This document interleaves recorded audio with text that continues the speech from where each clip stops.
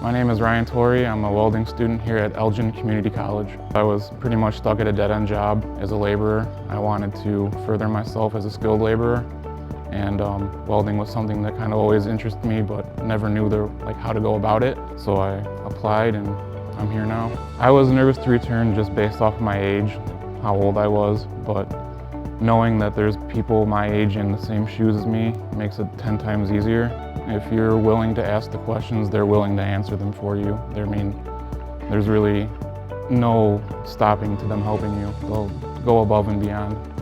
I will be in the workforce where I'll be sought after. I'm attaining a skill that they're teaching me that I'll be able to use in the real world to further my life and have a better paying job to support my family.